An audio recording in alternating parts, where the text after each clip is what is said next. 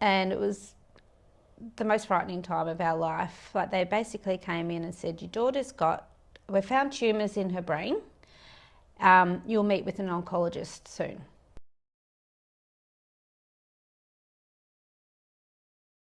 Hi everybody, and welcome back to the Flicker Apart Foundation's YouTube channel. I am joined by a special guest. Today I am joined by Claire.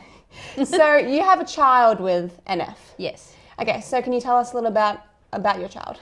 Yes, my daughter is Catherine Jello. She was diagnosed with NF at 18 months, and she's now 12 and a half, and it's been quite a long journey that is never ending. Yeah, so nearly a teenager, so yes. That's exciting. So she was diagnosed at 18 months. How long did that process take? How long did it take to get the diagnosis? It took us 10 months from day dot. Her maternal health nurse noticed her plexiform fibroma on the back of her neck, which we thought was just a birthmark. It was like a reddish brown mark, and we didn't think any more of it. And her maternal health nurse at 10 months old said, oh, I'd get that checked out. And we hadn't even thought about getting anything checked out. It was nothing. So we went to the GP and he sent us for an ultrasound. The ultrasound was sort of inconclusive because there was a lot of baby fat at the back of the neck. So then they sent us to the Royal Children's Hospital. They then did an MRI, still couldn't figure out what it was, and then we went to lots of different clinics within RCH. They didn't know if it was a solid lump there or a liquid lump, and after 10 months we got told that the first MRI was a bit blurry, so they wanted to do another one.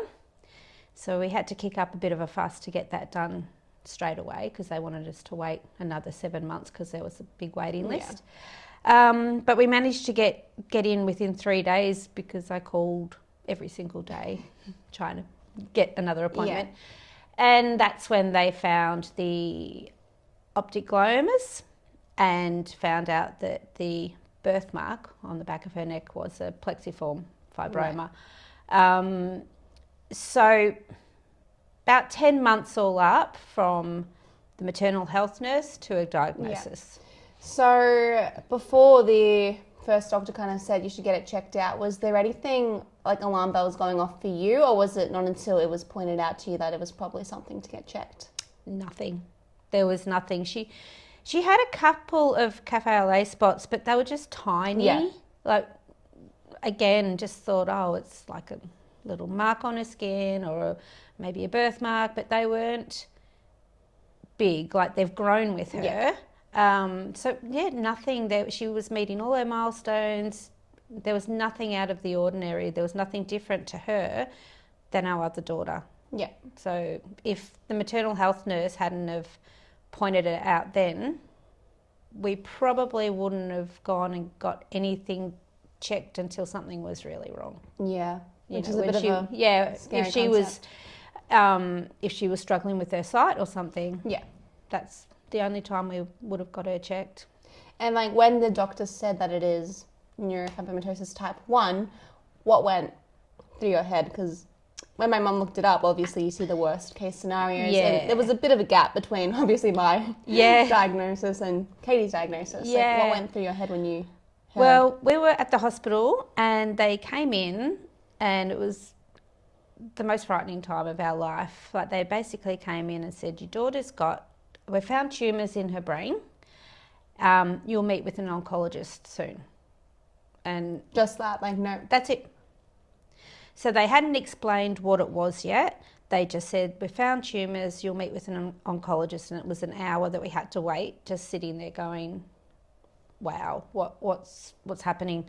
Because the moment you hear tumours, you think, worst case scenarios. So my partner Vin and I just were left in the parents' retreat place at the hospital, just in tears, not knowing what was going to happen. Meanwhile, we've got our, Katie's running around all happy and whatnot, and we're just looking at her, just, so sad and heartbroken. And then we met with an oncologist, Jordan, her first oncologist, and he was fabulous. He explained what she had. It took us a long time to be able to say it. Mm-hmm. It's a tongue twister. Yeah, he said, don't Google it, just she will start chemotherapy next week. We'll get her in, put a port in, and she'll start. He goes, it's okay. They're benign tumours, and, we'll get it sorted. Yeah. So, yeah, that was, he put our mind at rest as much as what we could. Yeah. Of course, I went home and Googled and was in tears again. And, yeah, that's where our journey started. So it's been a long journey so far, and Yeah. obviously, it's going to be a lifelong Yeah. journey. Is there anything you would like other people out there to know about this condition? Yeah, like there's a lot that you can't see that is going on. Yes. Like to look at Katie, you would have no idea, the path she's walked. Just a bit more understanding of how tough it is.